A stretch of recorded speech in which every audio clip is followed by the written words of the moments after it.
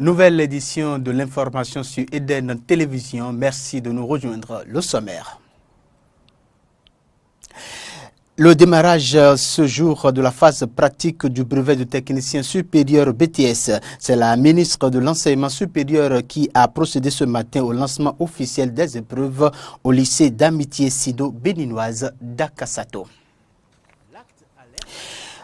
Accroître le taux de couverture des écoles à cantine de 29% à 51% d'ici 2021, c'est l'objectif de la signature d'un accord de partenariat entre le gouvernement du Bénin et le programme alimentaire mondial ce jeudi à Cotonou. Les détails, c'est dans un instant. Et puis la contestation de... Bienvenue à toutes et à tous et merci une fois encore de nous rejoindre. Les candidats au brevet de technicien supérieur BTS ont démarré ce matin à la phase pratique de leur examen. Les épreuves se déroulent au lycée d'amitié sino-béninoise d'Akasato et c'est la ministre en charge de l'enseignement supérieur Marie-Odile Atanasso qui a procédé au lancement officiel des deux épreuves à composer. Je vous propose de suivre ici un extrait des propos du proviseur du lycée Augustin Nassara, suivi de la ministre de l'Enseignement supérieur.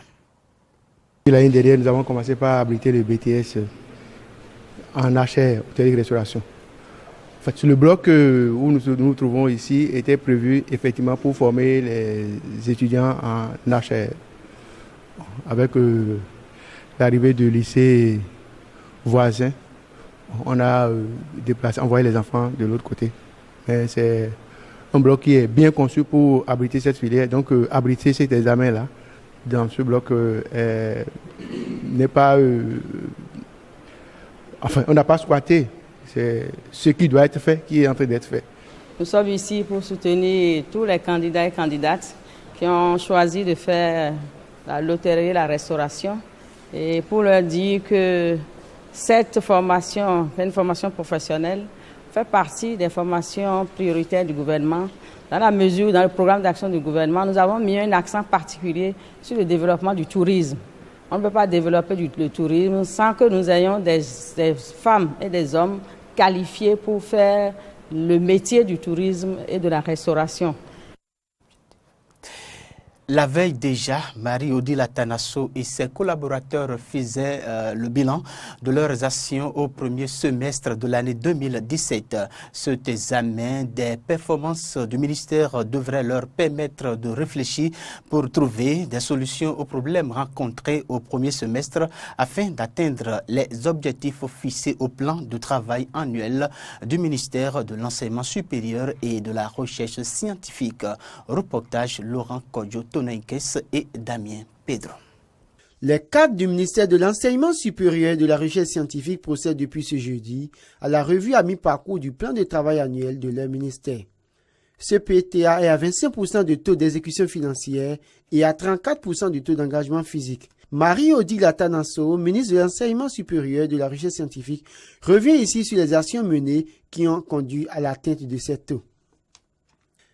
Il s'agit entre autres du lancement de CME-City, qui est une autre dénomination de la Cité internationale de l'innovation et du savoir, de la poursuite des travaux de construction des amphithéâtres de type R+2 au profit de l'Université d'Abomey-Calavi et de l'Université de Parakou, de la poursuite de la construction des infrastructures de l'Université nationale d'agriculture sur les sites d'Idi, école, infirmerie, bibliothèque, de Sakété, infirmerie, atelier, bibliothèque et d'Hawaï, le rectorat.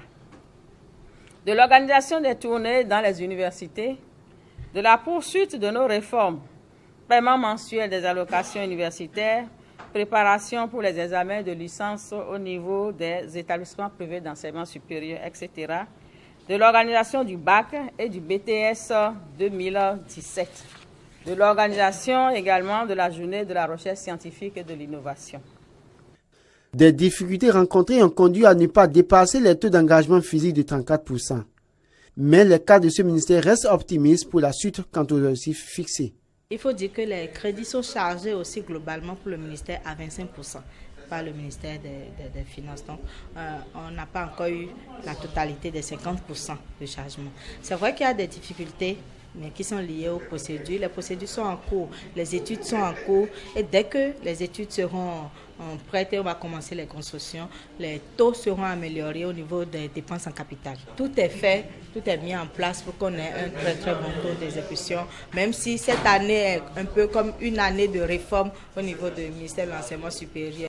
Durant 2 jours, les cadres de ce ministère sont appelés à mieux travailler pour lever les obstacles qui pourraient empêcher l'atteinte des objectifs fixés à la fin de l'année. Évaluer et apprécier la performance de toutes les directions sous tutelle du ministère de la Justice et de la Législation constitue l'objectif de l'atelier consacré à la revue de l'exécution du plan de travail annuel gestion 2017 du dit ministère. La cérémonie d'ouverture a eu lieu ce jeudi 20 juillet 2017 à la salle de conférence du Centre de documentation et d'informatique juridique au sein du ministère. Reportage Aristide Setti. Faire le point au 30 juin 2017 de l'exécution du plan de travail annuel PTA ainsi que les difficultés rencontrées, examiner le plan de consommation de crédit PCC, voilà la mission principale assignée à l'atelier de validation des documents d'opérationnalisation du budget du ministère de la Justice et de la Législation. Dans son mot de bienvenue à l'ouverture de cet atelier, Armelle Gaillet, directrice de la programmation et de la prospective, a tenu à remettre l'atelier dans son contexte. L'exercice de la revue du PTA permettra d'évaluer et d'apprécier la performance de toutes les directions et structures sous tutelle du ministère en charge de la justice à travers le niveau d'exécution des réalisations, des activités de fonctionnement et d'investissement programmées. Ouvert ce jeudi 20 juillet 2017 à la salle de conférence du Centre de documentation et d'informatique juridique par Aleya Gouda Bako, directrice de cabinet, représentant le ministre de la Justice Joseph Djogbenou, en présence de ses directeurs sous tutelle et des personnes ressources des domaines concernés, cet atelier revêt un caractère spécial en raison du nouveau contexte. La gestion axée sur les résultats a pour fondement la responsabilisation du gestionnaire à l'égard des résultats et l'autonomie de gestion qui donne à ce dernier le contrôle effectif des moyens mis à sa disposition. En contrepartie, elle lui impose de rendre compte de sa performance, de la performance du sujet, du programme qu'il gère au regard des objectifs fixés en fonction des moyens utilisés. Pour réussir ce mode de gestion, tous les acteurs du système doivent périodiquement marquer une pause pour faire la revue des projets et programmes et analyser la dynamique. Toutefois, l'autorité a invité les participants à faire des échanges fructueux afin que les conclusions des travaux contribuent à l'amélioration des performances pour le monde judiciaire au Bénin.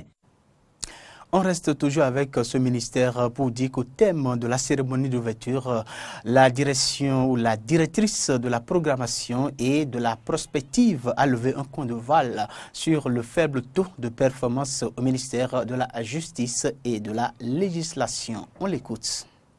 On peut retenir en termes d'exécution physique et financière, de façon globale, en fait, le PTA a été exécuté sur le plan financier à 38% à raison de 20% pour le PIP et de 18% pour le fonctionnement. Et donc, sur le plan physique, nous sommes à un taux de 32%. Quelles sont les raisons qui justifient ces faibles taux? Parce que pour ma part, en fait, ces taux n'ont pas tenu la promesse des fleurs. Vous le savez bien, pour des questions de célérité et de meilleure consommation et de la qualité dans les dépenses, nous avions connu cette année une réforme salutaire. Il a fallu en fait que le BAI, le Bureau d'analyse et d'investigation, appuyé par l'UPS, l'unité présidentielle de suivi du PAG, et puissent faire l'examen des plans de travail annuels pour permettre réellement d'apprécier au mieux la pertinence des activités et leurs coûts. Donc ça, cet exercice en fait nous a conduit jusqu'à fin mai.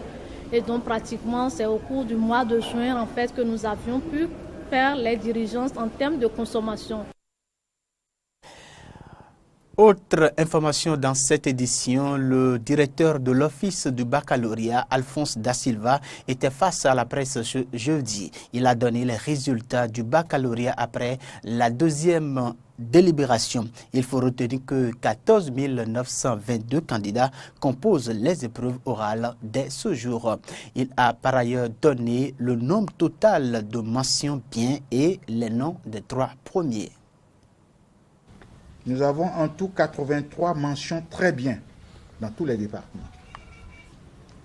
Et je voudrais vous livrer le nom du lauréat, du premier du Bénin, qui est dans le département de Littoral.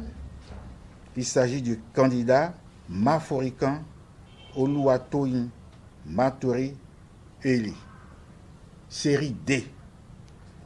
Et il nous vient du collège catholique Saint-Augustin de Cotonou. Et il a une moyenne de 18,50 sur 20. Moyenne totale de 18,50 sur 20, donc mention très bien. Dans le deuxième, il s'agit de mademoiselle Toniso Cessi Berti, qui nous vient du département de l'Atlantique. Et elle a fait G2, CP, la Grande Académie, Calavi. Donc 17,75 sur 20. Mention très bien. Le troisième nous vient également de l'Atlantique. Il s'agit de Awanjinu Ive Semevo, série D, Collège catholique Sainte-Thérèse de l'Enfant Jésus, Calavi. 17,54 sur 20. Mention très bien. La cérémonie de signature d'un accord de partenariat entre le gouvernement béninois et le programme alimentaire mondial ce jeudi pour la mise en œuvre du programme national d'alimentation scolaire intégré du gouvernement. Cette signature traduit bien sûr la vision du PAG afin d'accroître le taux de couverture des écoles à cantine de 29% à 51% d'ici 2021. Reportage.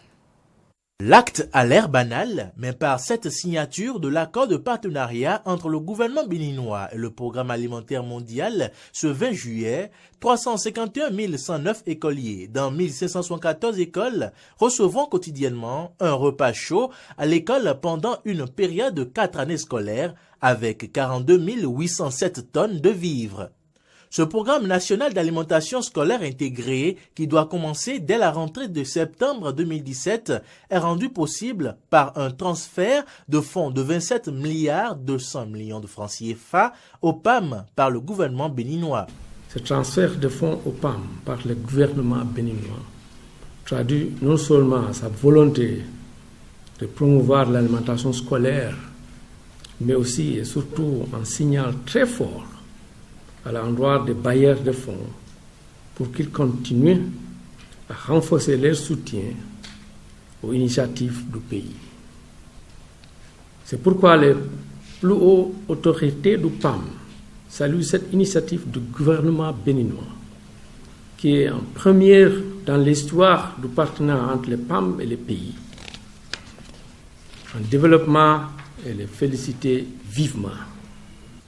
Cette initiative, faut-il rappeler, traduit la vision du chef de l'État, son Excellence M. Patrice Talon, et du programme d'action gouvernementale PAG, Bénin révélé 2016 jusqu'à 2021, qui a inscrit l'alimentation scolaire comme une priorité nationale participant.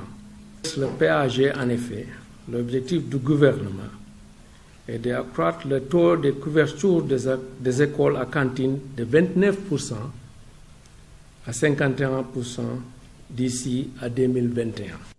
Le ministre de l'Enseignement maternel et primaire, quant à lui, a justifié le choix du PAM comme partenaire technique dans ce programme. Le gouvernement a fait l'option de confier la gestion des cantines scolaires au Programme alimentaire mondial, PAM, identifiée comme l'institution la mieux organisée et la mieux expérimentée en la matière et de laquelle notre pays pourrait bénéficier de l'expertise pour améliorer son système d'alimentation scolaire.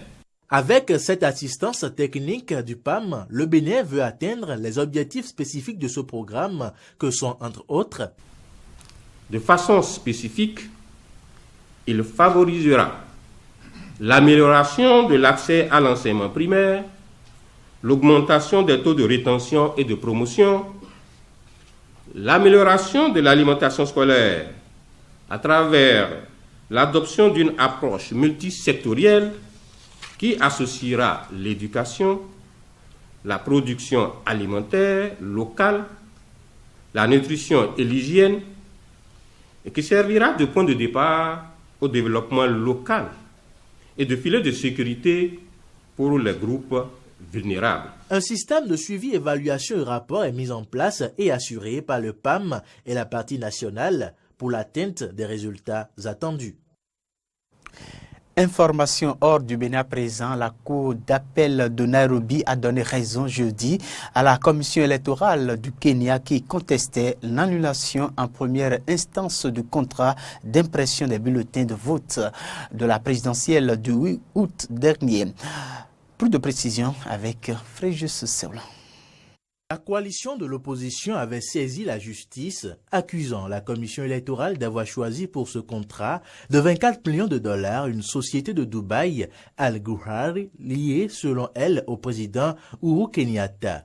Le 7 juillet, un tribunal avait annulé le contrat, estimant que son attribution était irrégulière, faute notamment d'une consultation du public dans le processus. Jeudi, lors d'une audience de plusieurs heures de retransmission en direct à la télévision, 5 juges de la Cour d'appel ont estimé que les plaignants, la coalition de l'opposition, n'avaient pas prouvé l'existence de liens suspects entre le président et la société ayant remporté le contrat. Ils ont également estimé que la consultation du public n'était pas absolument requise dans le cadre d'une procédure accélérée d'attribution de marché à laquelle la commission électorale avait eu recours pour respecter les délais. Ils ont donc autorisé la commission électorale à poursuivre le contrat. Le jugement en première instance n'avait suspendu que l'impression des bulletins de vote pour la présidentielle. Le travail d'impression des bulletins pour les autres scrutins du 8 août, législatives, sénatoriales, élections des gouverneurs et des assemblées locales, a pu se poursuivre normalement et a été livré ces derniers jours à la commission électorale. 8 candidats s'affronteront pour l'élection présidentielle qui se résumera, comme en 2013, à un duel entre le dirigeant sortant, Kenyatta, en lice pour un second mandat, et l'opposant historique Raila Odinga, les 6 autres candidats étant largement inconnus. Les attaques à l'arme blanche se sont en forte hausse dans la capitale britannique alors que la police de Londres lance une campagne de contrôle et de fouille pour dissuader les jeunes de porter un couteau, notamment pendant la période des vacances scolaires. Reportage. La course-poursuite s'est terminée dans une ruelle du quartier d'Elephant and Castle. La police encercle 3 suspects. Ils viennent de se débarrasser d'un couteau. À Londres, avoir sur soi une arme blanche est illégal mais fréquent chez les jeunes. Récemment, les attaques se sont multipliées de manière inquiétante, plus 24% en 2016 et déjà près de 30 morts chez les moins de 25 ans. C'est vraiment en augmentation, tout le monde semble le faire. Ça se passe partout et oui, c'est inquiétant surtout pour la prochaine génération. Avec le début des vacances scolaires, la police a lancé l'opération Sceptre, une intensification des opérations de contrôle et de fouille, surtout dans les transports et certains quartiers sensibles. Il y a un pic des attaques au couteau dans ce quartier. Donc quand on détecte chez une personne un certain langage corporel envers des policiers en uniforme, ça nous permet de justifier une fouille. Et on espère faire sortir ainsi des armes de la circulation. L'augmentation des attaques intervient après des années de coupes budgétaires qui ont durement affecté les services à la jeunesse. Même le travail de la police de proximité a reculé dans les rues de Londres. Le maire Sadi Khan vient de dédier 285 000 € pour renforcer ce travail de proximité, une aide saluée par la police. Je comprends que parfois des jeunes n'aient pas envie de s'adresser à la police. Donc ce qu'on dit maintenant, c'est qu'il y a des membres de la communauté, des gens de confiance, de la famille, des personnes respectées dans la société à qui vous pouvez vous adresser pour donner des informations sur les agressions au couteau. Si vous êtes inquiet, il y a d'autres interlocuteurs. Vous n'êtes pas obligé de vous adresser à la police. Selon la police, seul un porteur de couteau sur 4 appartient à un gang. La plupart du temps, l'arme blanche n'est utilisée que comme faire valoir ou pour se sentir en sécurité. L'incident arrive alors au moment d'une confrontation. Quelques notes sportives avant de mettre un thème à cette édition. Le 6e championnat africain de Wushu a démarré ce jeudi au Palais des Sports de stade Général Mathieu Kérékou de Cotonou. Plusieurs pays prennent part à ce championnat qui prennent fin ce 23 juillet 2017. Il s'agit du Bénin, l'Égypte, le Maroc, le Sénégal, la Côte d'Ivoire, le Mali, le Togo, le Niger, le Congo, le Burkina Faso, la Guinée, l'Afrique du Sud et le Nigeria. Je vous propose d'écouter le président de la Fédération béninoise de Wushu, Patrice Dossouyevo. Je pense pour le match retour, tout ce que je peux craindre ici, c'est la pression qui va être sur les joueurs parce qu'ils vont se dire que c'est presque lié à la qualification, donc l'encadrement technique a un boulot à faire. Et le côté psychologique va être pris très au sérieux par rapport à ces joueurs qui ont du talent, parce que moi je vois l'équipe béninoise largement supérieure à cette équipe togolaise, mais justement il ne faut pas donner du plaisir à cette équipe togolaise qui pourrait se libérer, parce qu'on l'a vu en deuxième mi-temps à Lomé, une équipe qui a commencé par jouer du très bon ballon. Alors il ne faut pas lui donner cette occasion-là de produire encore ce jeu-là ici et qu'on évite justement les pertes de balles en milieu du terrain et du côté béninois. Sinon, moi je pense que si tout va bien à Cotonou, en première mi-temps, on doit pouvoir faire le maximum. Il faut avoir un mental de fer, il faut avoir un mental bien assis, il faut être psychologiquement prêt pour pouvoir jouer cette rencontre.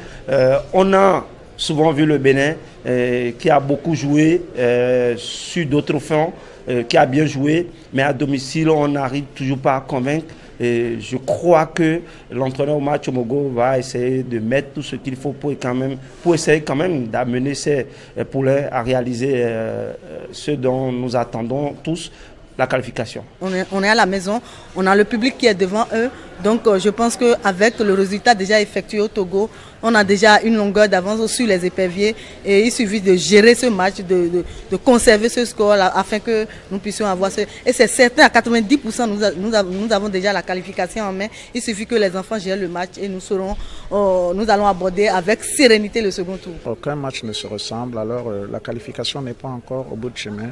Il faut travailler pour que l'équipe puisse se qualifier. Au match Mogo connaît déjà sa troupe, alors que l'équipe togolaise, on peut dire qu'ils ont des matchs en jambes, mais moi je le répète toujours, tant que l'arbitre n'a pas encore sifflé les 90 minutes, on ne peut pas dire que les écureuils seront qualifiés. Mais croisons le doigt, je crois que tout le monde est d'accord que les écureuils puissent passer ce tour. La plus grande tâche qui attend les écureuils, c'est peut-être le match contre le Nigeria. Pour dimanche, la victoire est de notre côté. Nous venons plutôt de suivre le match des écureuils du Bénin avec les éperviers du Togo qui se tiendra dimanche prochain au stade de l'Amitié Général Mathieu Kérékou. Je le disais tout à l'heure, le 6e championnat africain de Wushu a démarré ce jeudi au Palais des Sports de stade Général Mathieu Kérékou de Cotonou. Plusieurs pays prennent part à ce championnat qui prend fin le 23 juillet prochain. Il s'agit du Bénin et plusieurs autres pays africains. Je vous propose, si possible, de suivre le président de la Fédération béninoise de Wushu, Patrice Dossouyevo. Nous retrouvons cet élément de sport dans la prochaine édition de Eden Télévision. C'est donc la fin de ce journal. Merci de l'avoir suivi.